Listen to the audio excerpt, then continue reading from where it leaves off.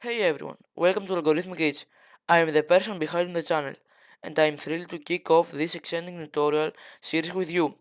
Today we are diving into the world of the web development as we embark on building a random recipe generator website from scratch. Our project is all about blending the beauty of coding with a touch of culinary creativity. The goal: to create a website that generates random recipes with a simple click. But wait, I've got something special to show you. I've already whipped out an example of what our final website will look like. Here we have the title. Now we see what the user have to do to generate a recipe. There will appear an image of the plate. There is the button to generate it. So let's click it. Oh, the recipe has been generated. So here we have the name of the recipe, then an image what the food will look like, and here we have the ingredients. Let's click it again.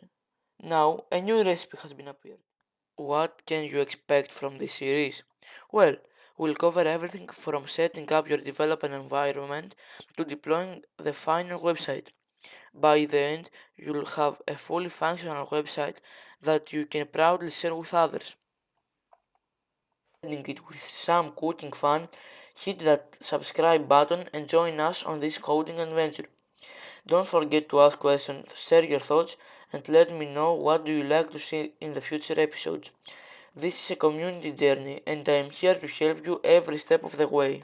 In the upcoming episodes, we'll cover everything from setting up our development environment to deploying the website. Each episode will build on the previous one, guiding you through the entire process.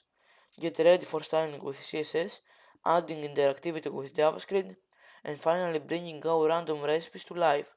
It's going to be a blast. I can't wait to embark on this coding and culinary journey with you.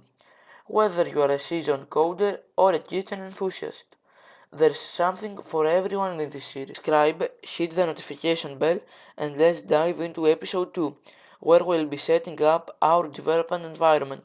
Happy coding, and I'll see you in the next one.